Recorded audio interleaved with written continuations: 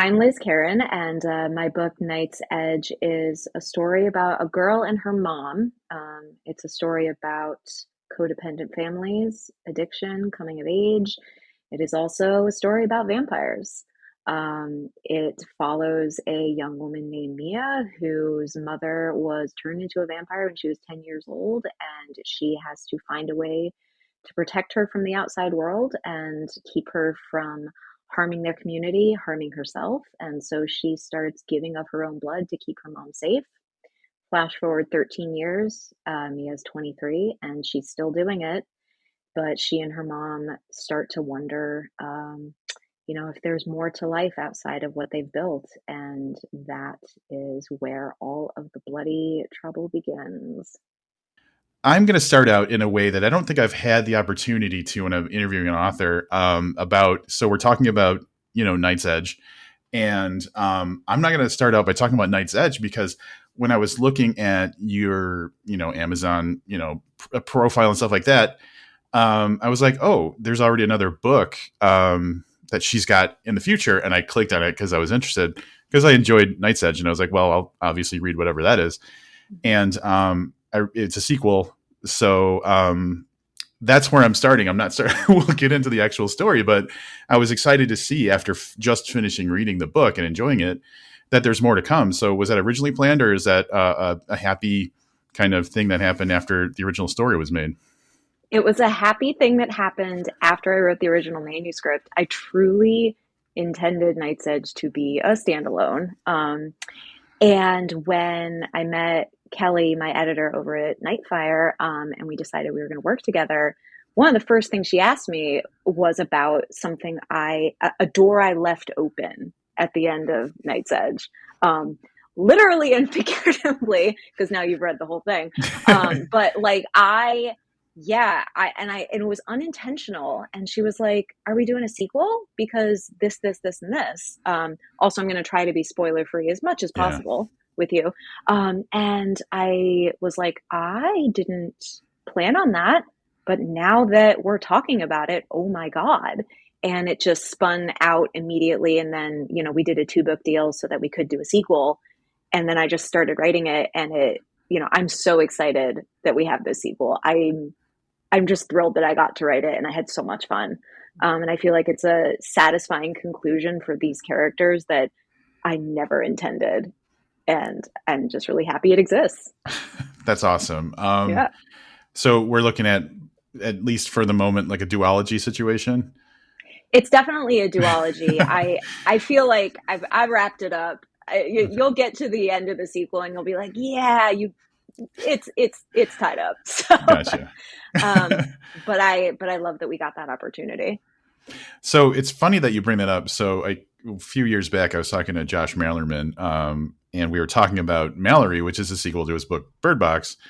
And he said that the inspiration or how he got the idea to do that book was he was watching the movie.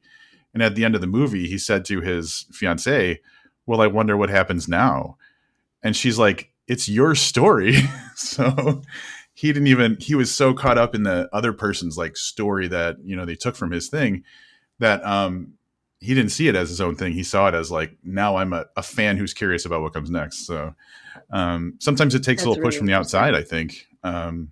Yeah, I was, really, really absorbed in the action of Night's Edge and just, reverse engineering to that ending. And just, it was this jewel box of an experience. And that was it.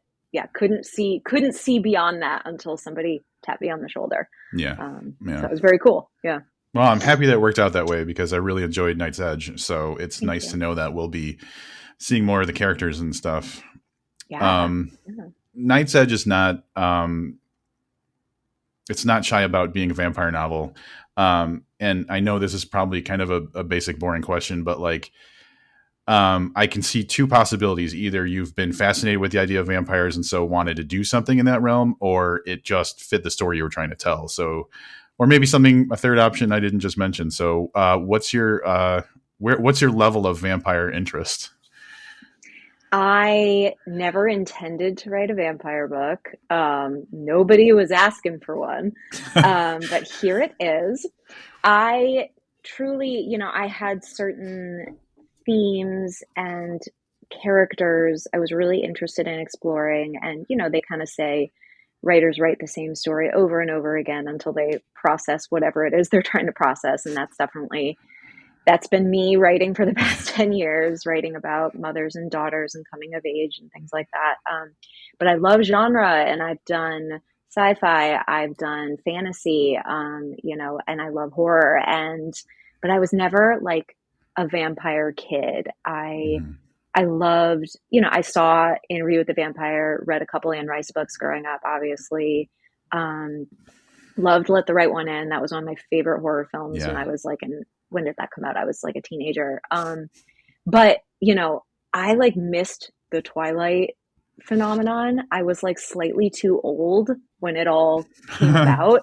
And I was Yeah. like, nah, none of this. So like vampires to me were not my jam, not my thing. Um, but when I don't know, this just popped into my head maybe like 10 years ago. I realized, I was processing um some of my own childhood memories and making peace with some things like you do when you get perspective as an adult. And was just, I don't know, it came to me that mourning my lost youth and thinking about what I gave up when I was younger felt like giving of my lifeblood. Okay. And, Mia in this story is literally giving of her blood to protect her mom and keep their secret safe. And boy, if that didn't just spin out completely from there. And now we have Night's Edge, and it's a vampire book, Yeah. unapologetically. Although I will say I've been really impressed with Nightfire's marketing on it, where they're kind of being a little coy in some of the synopses and in the cover art and what have you. And even in the title, which we had changed, and that's another story. But everything is a little bit under the radar vampire. It's not Mhm. totally blood and guts and tall, dark strangers wearing capes. Yeah, I now that you say that, I have noticed that. Like even so, the cover image, which I don't have in front of me to look at, but seems very like ambiguous, like dark, and like obviously something wrong may be going on, but not necessarily pointing to a specific reason or like source for danger or whatever. So yeah, I'll agree with that. Mhm. Um, and so yeah, the giving the blood thing would definitely be an apt analogy. So that definitely makes sense. But talking about the thing you mentioned, which was like, uh, I have an interesting observation because when I read this, I was pulling themes in my head. I always like to look at what themes are going on in the story, and for me, it was definitely like a really strained family dynamic, and like there was, a problematic situation, and I can go into further what I was thinking about it, but like reading other people talk about it, it's definitely called out as like a very specifically mother daughter dynamic, which I can't have. So, um, to me, what I was pulling from it was, like you said, like giving up something of yourself, and in the process, you lose um, your ability to be like a normal kid, or like so. That's kind of basically what happens in this. Something bad happens in the beginning, and then Mia, the main character, then has basically ostensibly no choice but to kind of give up a lot of her individuality and freedom in order to kind of maintain a normal, try to be as normal in this thing as possible. So, um, what was interesting for me is I can't pull a mother daughter from my own personal experience. So I'm totally interested in hearing, was it specifically written as a mother daughter thing, or was it just like a strained family dynamic type of situation? Yeah, for me, it always was going to be mothers and daughters because, that's kind of like I was saying before, the story I keep writing till I can't write it anymore. Maybe I've done it. Maybe it's out of my system now, at last. But yeah, just for me, um, I grew up with a family dynamic where there were a lot of things I wasn't able to know about my mother and longed to connect with. So for me, this is a bit of a tangent, but I just finished reading White Horse by Erica Worth, really beautiful, dark book about the unknowable mother. And, I really connected with that. So for me, I didn't see any other way to tell this story than to have it be mothers and daughters. I'm also fascinated by um, this idea that so now I'm getting older, and the things I do know about my mom, um, I'm seeing them in myself now.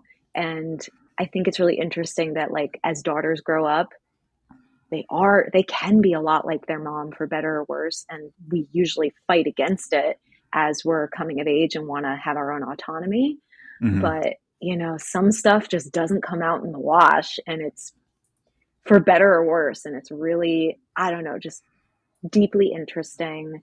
And the way mothers also impress upon their daughters lost dreams, expectations. um, it's a dynamic that's just very fertile and rich, and I don't know, I think it's a bottomless well to draw from. Sure. And now that you said that, something comes to mind, which is that the book is written in a first person kind of situation. So we're really seeing the whole story from Mia's perspective. Was that always the plan, or was there ever an attempt to like kind of show things directly from her mom Izzy's perspective? Or am I could be getting something wrong, but that's kind of just a general thought that came to mind. Yeah, I think for this book, I wanted it to be squarely in Mia's point of view. I wanted to experience her memories through the eyes of a child who's confused but needs to take action. And then, as a young adult who's trying to find her footing in the world, I thought it was really important to stay really tight in her POV. That being said, I eventually, and this is, not in the sequel and not in Night's Edge, but there's a standalone short story I did write from Izzy's POV about what happened in the weeks leading up to her getting this disease and how her Mm, life changed, and how she knows she messed up, but there was nothing she could do. And that maybe in a way she kind of wanted it, and it's very complicated and very, a lot of gray area. And so for me, writing that, and I still haven't decided what we're doing with it. Are we putting it out there between sequel and yeah. the first one? I don't know, but it exists, and I did explore what Izzy's side of the story was. I just don't know what we're going to do with it. But now I have admitted to you out loud that it exists, so maybe I have to do something with it. Well, yeah, we'll see. That would be cool to see. But I think that what you did by making it fully from Mia's perspective is created a kind of an ability for the reader to have ambiguity about whether Mia's mom is like not a good person, Right. or has made mistakes that have caused a bad situation. Like there's, and I think that might even kind of, it feels like I'm in Mia's perspective, not really knowing 100%, but wanting to believe the best of someone.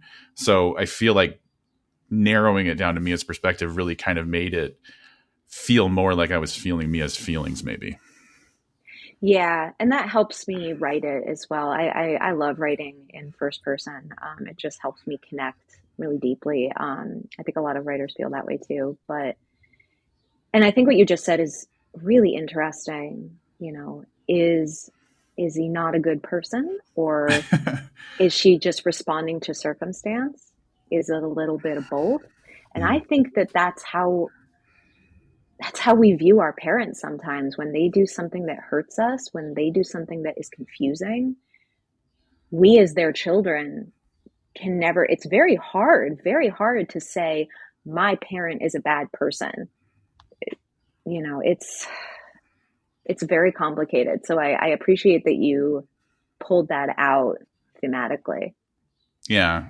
Well, you made it possible for me to feel that, so I have to give you the credit. But so yeah, and that's it's interesting because so my going into a little personal thing, my father and my parents divorced when I was like less than 2 years old, and he moved to Alaska. So I was living in Illinois, and he Oh moved to no. Alaska. Wow. Didn't see him until I was a teenager. Didn't really have a lot of Mm. contact, and so even when he tried to, kind of rekindle a family relationship, he was not good at it. And so, for me, there's it's easy to see these betrayals as, or these actions as betrayals, I should say, Yeah. that it was an intentional thing to make me feel bad. It's easy for me to feel that way. Um, but um, then seeing people in his life that were, in his day to day life that loved him and had great things to say about him, I was like, oh, he's a good person. But I didn't have that evidence until he was gone. So it's like tapping into something that I think about from time to time. And people will tell you I have a really hard time letting go of anger with a a parent, because I think sometimes not even having closure kind of makes the door harder to close on something like that. But um, yeah, I think we all, to some degree, whether our relationships were good or terrible with a parent, because you can't know them the way they know themselves, there's always going to be that ambiguity of like, I don't fully know this person, maybe. Yeah, and that ambiguity becomes really, for me anyway, becomes more powerful the older you get and the more you become an adult. And you're like, I knew my parent the way a child knows their parent. Yeah. Um, and that anger comes from a place of wishing things had been better, things had been different because you wanted to love them. I don't know. Yeah, there's a lot to unpack. And thank you for sharing with me, where you were coming from. Yeah, it's hard stuff. And that's why I think every time I have a conversation about Night's Edge, whether that's with like having a great interview with someone like you or an editor or, someone else I'm working with, we always kind of open up. It makes you Yeah. talk about your family. It makes you talk about your coming of age. Whether you want to or not, it ends up happening. And I'm here for it. Well, and that's interesting too, because I talked to someone recently, author Adam Godfrey, who had a book called Narcissus come out just recently as a novella. And one of the things we talked about was like kind of the reason he wrote that story, and he said he just wanted to give readers an entertaining thing to read. So there wasn't necessarily like a deeper meaning or exploration to it.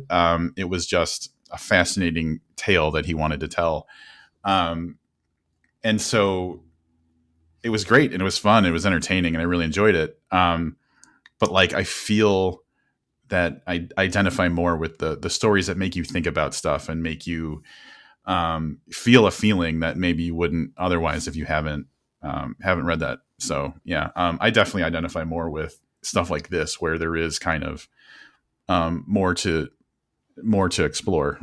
But Narcissus was fantastic. I'm not knocking that at all. Yeah, no, no, completely. And by the way, like the book I wrote before Night's Edge was something that I was just like, this is fun. This is a dark adventure. This is entertaining. This is sexy. This is scary. Like sometimes you write for those reasons Yeah. and it's a beautiful, fun escape. So very different experiences, both very fulfilling. So there's room for all of it. I like that there's going to be more to the story down the road where um,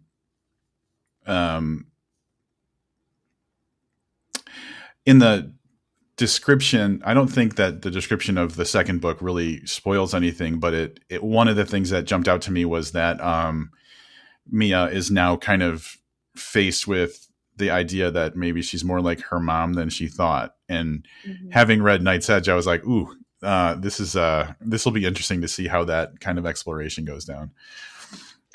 Yeah. So, I mean, that for me was the major theme of the second book is how are we like our parents and how are we not like our parents? And where is that space for forgiveness between the edges of your pain, is there any?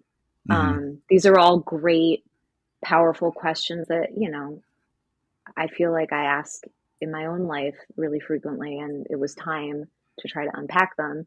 And what better way to unpack them than tell a weird little vampire story? So that's where we're Yeah. at. Lightening things up a little bit, though, I'd like to comment about a couple of the characters. So Mia's the protagonist, and Mia is well, we haven't really talked about the way that the story is told, but it's told when Mia is 10, and then when Mia is in her early 20s, like 23 years old or whatever. So it's kind Yeah, of a 23. back and forth. Um, it jumps back and forth between those ages. And then but in the early 20s age, 23, she meets Jade, who is I'm trying to think of the best way to describe her. Very effervescent. Like if I had to describe her as a color, she'd be very neon. Like there's just a lot Yeah, of energy totally. there. Yeah. And so tonally in the book, I feel like um, even Mia's general personality, but also Jade definitely bring kind of a lightness and a little bit of fun and quirkiness to the story, contrasting a bit of the kind of the darker stuff that's in there. So I don't even know if there's a question there, but Jade seems like almost written like it's someone you know or someone you'd like to Mhm. know. So was there a genesis for that character, or was it just nice to give Mia someone like that in her life, which is a little bit different? I mean, you want the best for Mia. You want her to meet somebody who vibes with her, who makes her feel special and sparkly and happy. And Jade is all of those things. And I, found myself wanting that for her. And I'm like, I need this character to be the most fun and for it to truly just be like this awesome siren song that Mia can't resist and shouldn't. I wanted it to not, Yes. because what's going on for Izzy is like her mom is getting into a very dangerous negative relationship at the same time. So that's over there, and we'll talk about Mhm. that. But like, I wanted Jade to be a foil for that and to just glow where there was shadows over there. Yeah. So it was very intentional to have her be very fun loving. And I think it's part of why, for me, the book was enjoyable to write because I could kind of come up for air when I did scenes with the two of them. Yeah, I think that's a great way of putting it. Like you are kind of coming up for air. But it also introduces the possibility of examining a childhood that was stunted or kind of atrophied or whatever because of the bad situation that the character was in.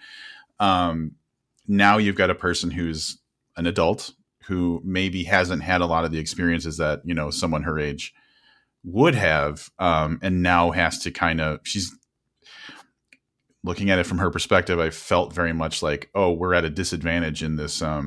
She wasn't like unable to interact with people, but definitely some kinds of relationships seems like it was like she was less experienced with. So um, Mm-hmm. having Jade around kind of gave us the opportunity to see like what happens in these situations where suddenly like I get to have a deeper friendship or romantic thing than I've had an ability to have in the past because it's been strictly forbidden. So I feel like Jade's character really opened the door for exploring that kind of pain, anxiety, elation, whatever it is.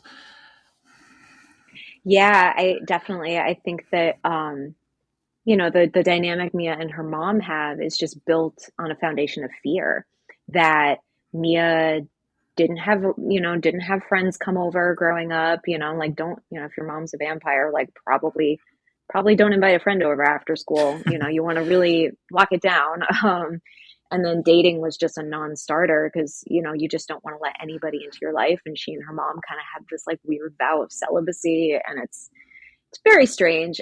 But I think what's also going on for Mia, and this is very real, I think for any kids who've had trauma growing up, that like the Peter Pan syndrome of it all, is a factor. Mm-hmm. Where Mia's 23, but I think emotionally she's much younger than that because sexually she's stunted. She's stuck at the age of like 10, 11, 12 when all of this terrible stuff started happening and her mom Mm-hmm. got turned. So I think that like, how dare she grow up?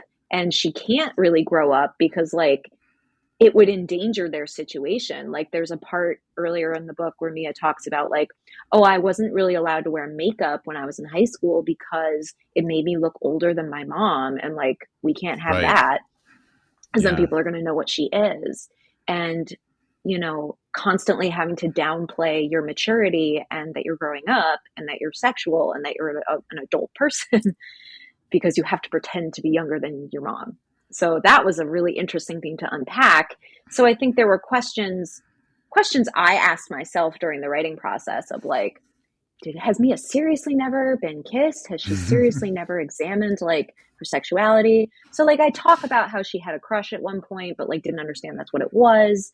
She's not totally closed off, Right. but she wasn't allowed to explore it and wouldn't wouldn't dare go against her mother or put her in danger. So that's why this thing is the way it is. Yeah, and actually, now that you said all that, it brings to mind an interesting contrast because at the very beginning of the book, her mom literally says to her, I need you to be the adult. Mm-hmm. So there's that aspect of it where it's like, you need to be responsible. You have to think about all these important things and you have to like have rules that govern your life and everything that, usually we would leave to someone who's mature and, not 10. Yeah. Um, in contrast with the fact that like she can't do that on the other side. So it's like a damned if you do kind of situation. Totally, totally. Someone like Mia is expected to be so mature, so responsible, but also never grow up and have autonomy. Yeah. What do you do? Yeah. Yeah. It's cool stuff to think about. it's and again, I think that's why the jade of it all is just a lovely counterpoint and enjoyable for me to write and hopefully enjoyable to read. Because you want that for her. You want her to branch out. Yeah. And I will have to say that it was, I don't think this is going to sound weird, but it was enjoyable to see those awkward moments where Mia just didn't know what to do, where she was just totally flummoxed and like, um, just kind of panicky because like she was just experiencing things she hadn't done before. So Mm-hmm. that was neat in its own way too. Thanks. um, we talked about that it's a vampire thing, but there is like, and it's kind of your own take or flavor on vampires existing. So a couple of things that were interesting were that it's a world where vampires are known publicly, and so there's like the public impact of that, and like it's a known threat that needs to be dealt with. But there's also like just a teasing of history of where this all started, kind of like a patient zero. So was that fun to come up with, or was that inspired by anything, or was that just straight from the imagination? It was fun to come up with. What was kind of interesting was I had all of the emotional mechanics of these characters figured out a while ago, but was really struggling with some of the world building and some of the realism that I was like trying to capture here because I wanted to do something that felt really grounded and character driven, and so wanted the world to emulate that sense of reality. And I was having trouble threading the needle until we had a pandemic. I don't know if you heard. And Oh yeah. so during 2020 was, stuck at home reading terrifying things on the internet and all this misinformation and just how political things got and how unstable everything felt and being just stuck thinking about diseases all the time. A lot of things crystallized during that year. And so thinking about how this is truly a disease and not a pandemic in the way that like COVID was spread. You sneeze and you might get it on an airplane. Saratov syndrome, which is what we are calling the vampire disease in our book, and the vampires are called Saras. you catch this because someone comes after you with intention. And that makes for a very sinister pandemic. Mm-hmm. Someone wants to turn you and take you on. And, you know, that that leads to a lot of dramatically rich situations. And so I really was fascinated by the show Chernobyl, Mm-hmm. the way they unspooled all of that secrecy and how dramatic it was. I loved the way that was conveyed. And so I was definitely inspired by that whole history and scenario with Saratov syndrome, how it comes from this little town in the USSR in the late 80s and this weird little family that like had this thing happen. And Yeah. I mean, people will just have to read the book and hear more about it. But it was fun to, let me put it this way, the pandemic wasn't fun for anybody anywhere, but it was entertaining in its own dark, twisty way to conceive of a mythological disease at that time. That's awesome. And I dance around the idea of mentioning overtly the pandemic in relation to stories that are, contemporary Yeah. because, well, I was talking to Zoya Stage and people were giving her a hard time about her book Mothered because it was very obviously a pandemic situated story. But yours obviously is not. And so, it's not it's a part, it's a mechanic of the story, but it's not something that's like right in your face. But Yeah. what was cool for me was we have all experienced this kind of global trauma that we all need to process. Um, and so reading stories that are,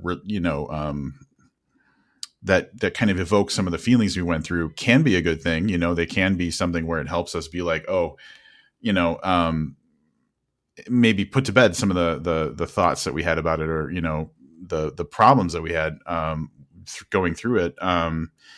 So I like when stories kind of add that realism, or those aspects of it, because it is something I like to think about, and it's very unique in generationally. I think it's very unique. It hasn't happened in a long time, so I think it's just a matter of like how does one approach it. And so far, all the books that I've read that incorporate it in one way or another have done a great job of like making it something where it's like um, uh, not exploitative or whatever. Like it's just it's an element that we can think about. I know I'm talking way too long about this, but it's an element that we can No, but think about. I hear you. Yeah. It's kind of interesting how like a pandemic situation fictionally has stopped feeling as fictional as maybe it once did. Yeah, Like, there's a reason The Last of Us was such a huge show.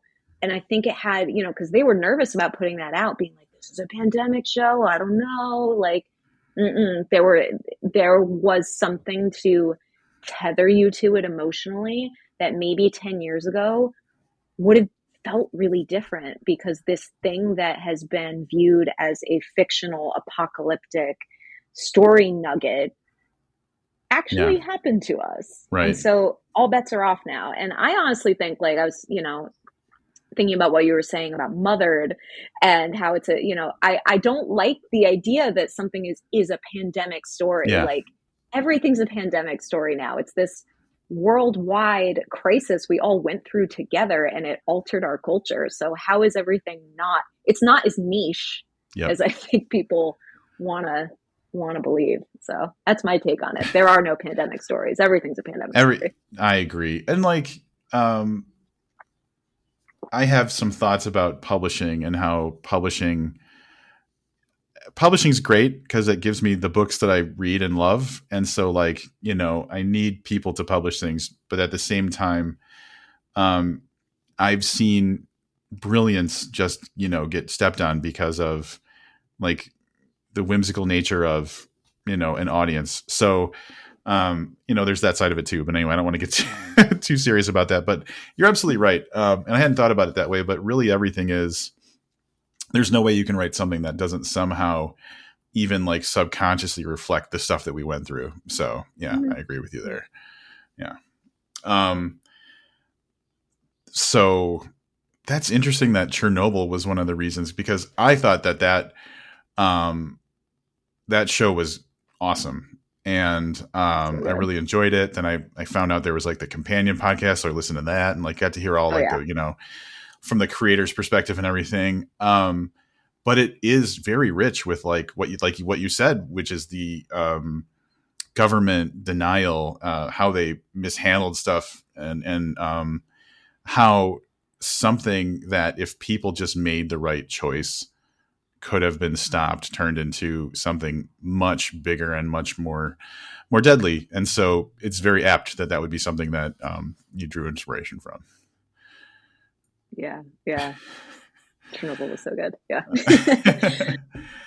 Not the inspiration that people were thinking I was going to pull out, but yeah. Well, it's always interesting where an idea comes from, because it doesn't seem like it's very necessarily a straight line. I still Never love is. uh, Stephen Graham Jones was talking about his book My Heart is a Chainsaw, and I believe, and I could be misquoting or misremembering, but when he was asked where the story came from, he was talking about how he was reading The Virgin Suicides and liked the way the story was told, and that was the inspiration for telling a story. It just ended up being a lot more murdery and stuff. Yeah, So who knows where an idea is going to originate. So, but that's why I love truly. doing this too, because I get to talk about it. Yeah. Some of my favorite reads, I mean, obviously I love horror, I love sci-fi, I love genre, but like I love reading memoirs. I love reading. So some of my favorite books, coming of age stories. I loved In the Dream House and my I'm Glad My Mom Died and The Glass Castle. All really sad memoirs about coming of age, abusive relationships, all this stuff. And so because that is something I gravitate towards as a reader, it made sense to me, kind of in terms of what you were talking about with where does an idea even come from? Where Yeah. does um where do you draw inspiration? It's like writing Night's Edge as if it were a memoir was was the key for me. Where I wanted it to read like that and feel like that, but you knew you weren't reading a memoir because it's about vampires. Yeah. And something that has been so cool, and now I'm allowed to talk about this, is that the audiobook narrator for this is this incredible actress, Chase Sweet Wonders, who was in the movie Bodies, Bodies, Bodies. She's in the show Buck Kiss right now, and she's incredible. And the way she narrates this book, to me, it's as if she's on stage at the Moth, where she's just talking about this crazy thing that happened to her when she was a kid, and she's so Hmm. natural. It gives it that texture of a memoir that I wanted so badly. So when I first heard her read the first couple chapters, my mouth just hung agape. I was like, it's this. It sounds like this. It's perfect. Everyone should go Yeah. listen to her audiobook. It's unreal. That's awesome. I have to imagine that it's definitely gratifying when, as an author, when you get, the audiobook seems like the people doing the audiobook really get it or like really represent it the way you want. So that's got to be really either a relief or satisfying. Both, yeah, definitely both. If it's a relief first, and then you're like, oh, but I also just love it. Yeah, Yeah. very, very happy. So one thing you mentioned just now brought to mind something that I was thinking it would make sense to talk about. So you said writing it like a memoir, and so it being written the way it is not crazy dialogue heavy. It's a lot of Mia telling you what happened or what is Hmm. happening, and so um, one of the effects that had on me is like I felt kind of like the claustrophobia of her situation. Hmm. So it had a good emotional effect on me. Like I very much felt like these things were happening to me. But then looking into kind of you in general, I think, in various places, screenwriting is something that you're listed as being, you're a screenwriter. Hmm. So, and I'm not an author, and I've never written anything for film or TV or anything like that. But screenwriting to me is it's action and dialogue. So it seems Yeah. kind of very different than the way that this book is laid out. So, was there any problem there, or are you just, or am I way off base, or is that something that it's easy for you to do kind of either way?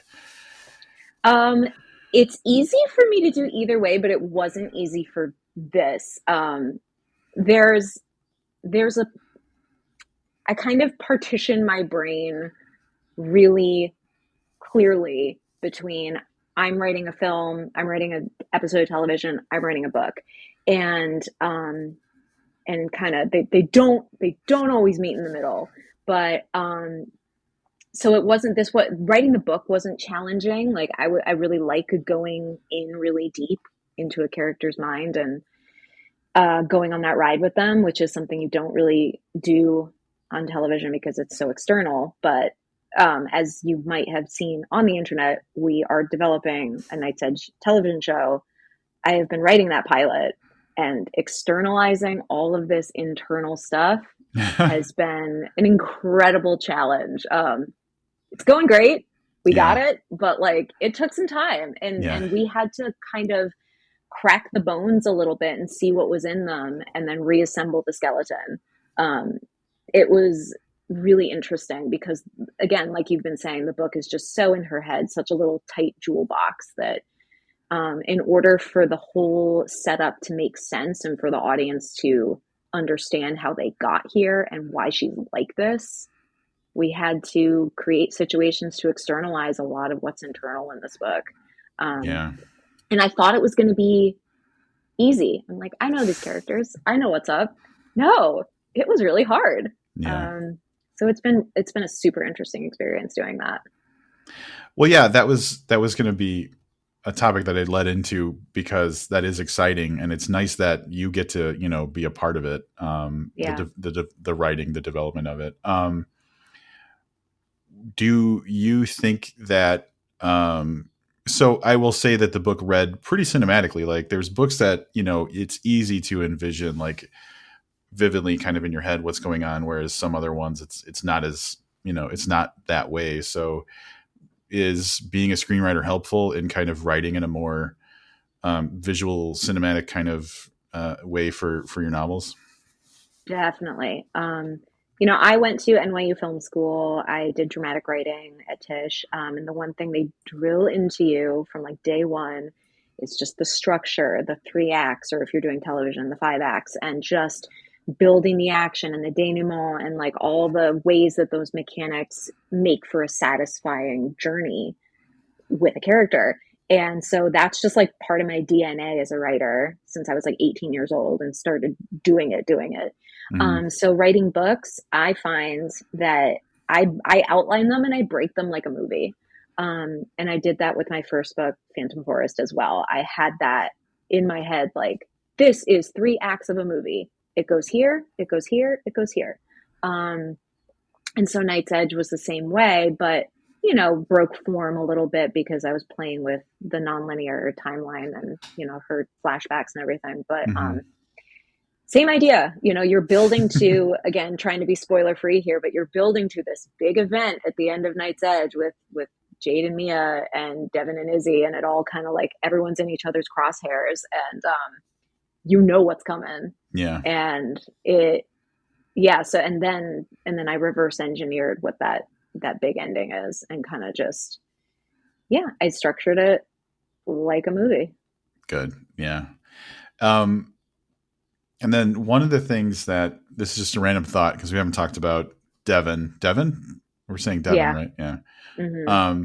I always worry. There's this thing my girlfriend talks about all the time where um, people will mispronounce words, and she doesn't see it as like people not knowing how to like not understanding the word.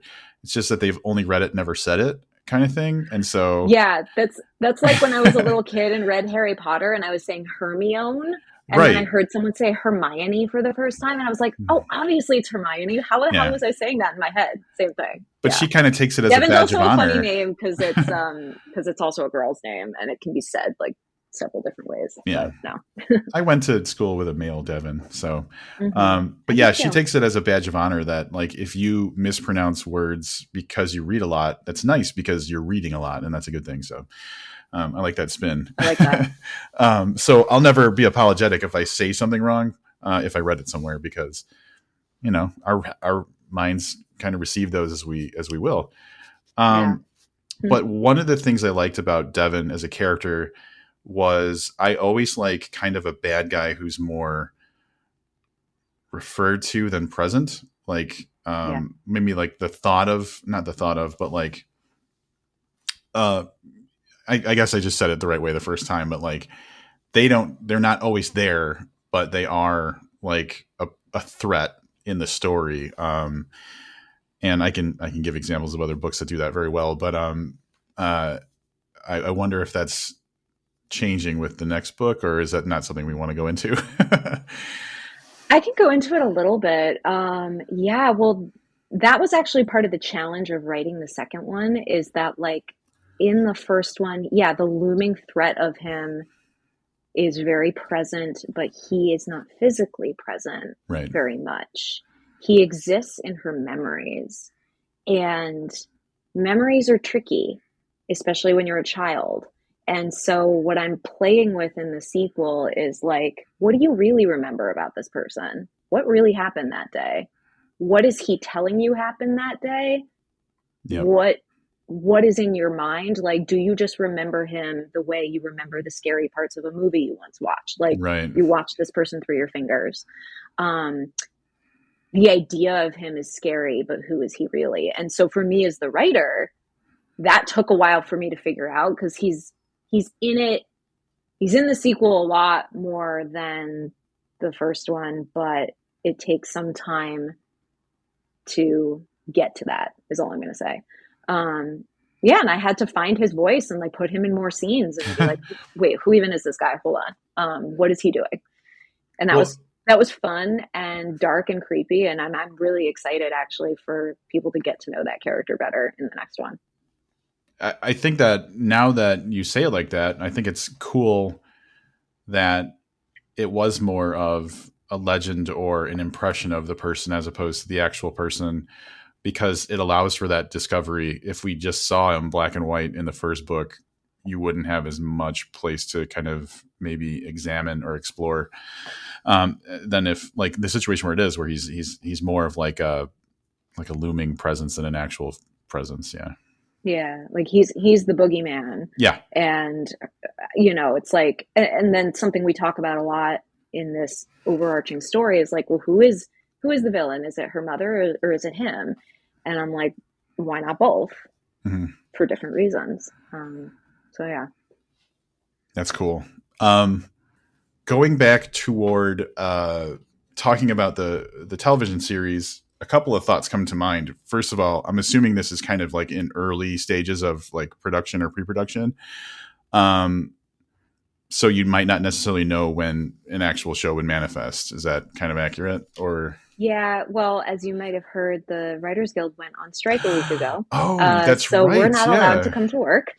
And we are fighting for our rights. So there is a script. The script is done. The Mhm. script was turned in the wee hours before that writer's strike started. Um, so we're just waiting for more news. And, Yeah. I expect that, the strike is going to upend a lot of plans that might have been in progress. So I'm in limbo as much as anybody else is. And I will hopefully be among the first to know if we're moving ahead. But, did get to write a script and spent the past like 2 years developing it really. And it's been, like I said, it's been a journey. It's been a treat. And I met some incredible people during the whole Yeah. process. And so even if we don't go any further, if the gods of television don't smile upon us, I'm really glad it happened. I don't know why I didn't even think of that, because I was even like on your social media, just kind of looking at kind of recent things, and I saw you posting about the strike. So don't know why that didn't occur to me to, incorporate that in my thoughts about it. But, No, I mean, people don't, well, television is so funny the way development works. Like, we only just announced that this show, that the development of the show even exists, like yeah, a couple of weeks ago, when it's been dominating my life for the past year. So it's hilarious how people think this just started, and I'm like, no, it's yeah. been going. So really, like, it's a totally, relevant question to ask.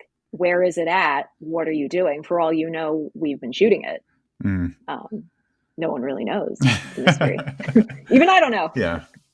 Um, well, so before I get to my second question about the show, then what's the best way people can support the writers, like who aren't, writers in the Writers Guild and everything? What is there something people can do to support the writers other than just say, hey, like bring attention to it?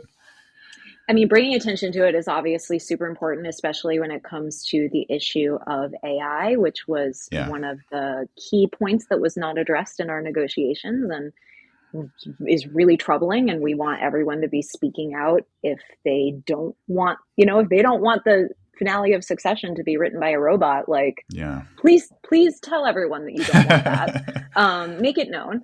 Another thing that people can do to support the writers, there is a fund called the Entertainment Community Fund, formerly known as the Actors Fund. So now it's for all of entertainment. And it exists to help working artists whose families are impacted by something like a strike. And that exists. You can Google it. You can, donate a couple of bucks. There's, not everybody's diving into piles of money like Scrooge McDuck over here. Yeah. Like, there are working writers I know who have two other day jobs, who are bartenders, who are babysitters, dog walkers, like, and that's part of the reason we're striking is, Mhm. we're being squeezed for every dime, and these are working class artists. Yep. Um, well, obviously, I'm fully in support of, and I'll put that in the notes, my Substack, post for this, so Cool, that thanks. people can have Hmm. access to that. Whoever listens to this, and the AI thing. So my girlfriend is a copywriter, and so Okay. when stuff like Chat GPT manifested, it was an instant source of like a ton of anxiety, because it has the potential to destabilize or replace, certain positions, and there's people whose livelihoods depend on that. So I, not from your specific perspective, but from, related perspectives, have heard a lot about that lately. So um yeah, it's Yeah, it's definitely, it's going to impact other industries, not just entertainment, not just, advertising. God, it's really destabilizing. Yeah, that's yeah, the right word for it. yep. um so yeah, I take it very seriously, and I really honestly should, be more read about stuff, like, so that I'm more aware of the deal. But there's like a cybersecurity podcast I listen to, and hearing people from the cybersecurity side of things talk about how it's kind of an issue, or because like it could be even coding, like you could have programs generate code and stuff, and how that could be like for malware. So yeah, it is kind of a ubiquitous threat that people don't really see, I think, as big as it is. So the AI Right. part of it, Mhm. yeah, I think I empathize a little bit. I think I'm safe, but who knows? Who knows? I thought I was safe. I was like, oh, robots don't have childhood trauma. Yeah. All right, well, I'll do the thank you. Unless there's anything else that I haven't talked about that. I don't think so. I think we got it. Okay, This cool, was a great conversation. Thank you for being my first official podcast interview. I was delighted to speak with you. awesome. Wait, first you for the book, or For this book, yeah, not my okay, first podcast ever. okay. But the first official podcast interview for Night's Edge has been Cool. you. I feel like that's probably going to be a trend for me, because I try to talk to authors early, Yeah. because I want to do pre-publication stuff. So um, maybe I'll refine a way to kind of help authors in the prep process of being able to talk about it. So That's whatever, great. we'll figure it Yeah. out. Hmm. But yeah, Okay. thanks so much. It was a great conversation. I'm always a little nervous when I've never spoken to a person before and it's kind of brand new. And this was the first thing I read from you. So you made it very easy, and I appreciate your time. So thank you so much. Thank you so much. You made it super easy for me too. That's great.